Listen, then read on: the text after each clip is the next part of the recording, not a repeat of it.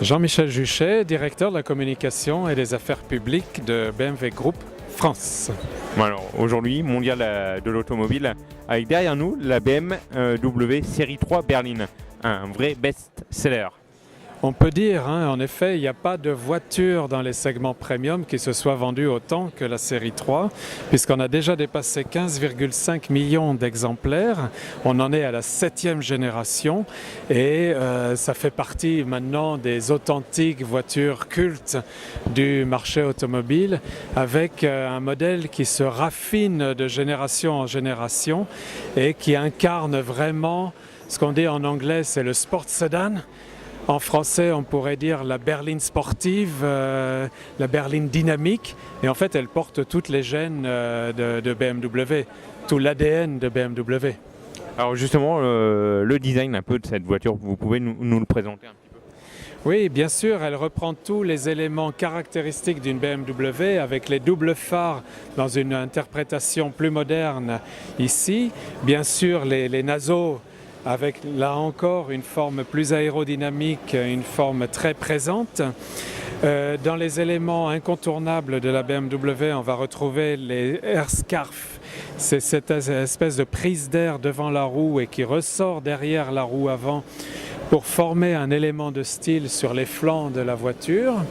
On va retrouver bien sûr le Hofmeister Knick au niveau de la vitre arrière, les feux arrière en L et bien sûr une forme très équilibrée puisque l'équilibre ça fait partie aussi de l'ADN de BMW. 50% du poids sur l'avant, 50% du poids sur l'arrière. Maintenant l'arrière. On va trouver une forme toujours avec des porte-à-faux relativement réduits. Cette forme avec le bouclier arrière qui contribue à l'aérodynamique. Il faut dire que dans son segment, cette voiture a une aérodynamique record avec un CX de 0,23. Et, comme on disait tout à l'heure, cette forme en L des feux arrière, mais qui trouve une exécution plus sculpturale ici, puisqu'on voit les reliefs de ce feu qui contribuent aussi, qui sont un élément de style, mais qui sont aussi un élément aérodynamique. Elle a un design sport. Absolument, ça incarne vraiment la berline moyenne, sportive, dynamique, mais qui est de plus en plus habitable, avec une habitabilité, une fonctionnalité, une taille du coffre qui devient vraiment importante. Donc, beaucoup d'aspects pratiques, beaucoup de technologie, avec un packaging, un design qui est reconnaissable de BMW à distance. Le futur chez BMW, ça va être quoi? La voiture le porte déjà. Comme on disait tout à l'heure, il y a des éléments fondamentaux. La voiture est plus légère, elle est plus aérodynamique. Donc elle est à la fois plus performante et plus efficiente. Elle consomme moins d'essence. On aura bien sûr des versions hybrides rechargeables à 330e en 2019. Et elle porte aussi tous les éléments d'assistance de conduite dernière génération, avec la conduite sur autoroute qui permet de rester sur sa file, de changer de fil, d'accélérer, de freiner automatiquement, qui permet une nouvelle fonctionnalité d'ailleurs lorsqu'on s'engage sur un cul-de-sac, une voie étroite qui ne permet pas de faire demi-tour. La marche arrière va se faire automatiquement désormais.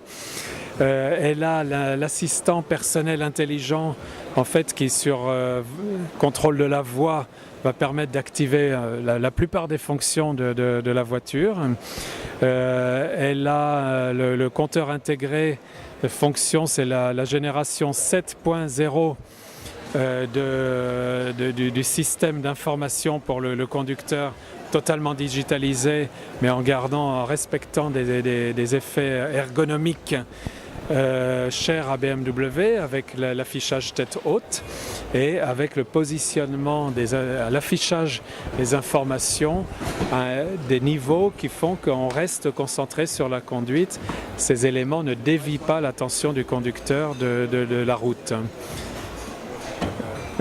Pour finir, le mondial de l'auto, qu'est-ce qu'il représente pour vous?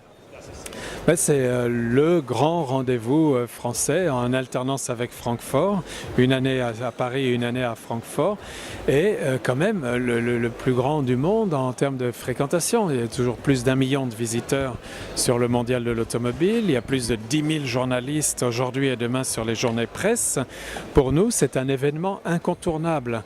On est vraiment heureux d'être ici, d'autant plus qu'on a une quantité de modèles à lancer, parce qu'on a vu ici la série 3, mais on présente aussi la nouveau coupé série 8, le nouveau BMW X5, le nouveau Roadster Z4, la nouvelle BMW M5 compétition, la nouvelle BMW i3 avec plus d'autonomie encore en mode électrique, donc un festival de nouveautés, un feu d'artifice de nouveautés.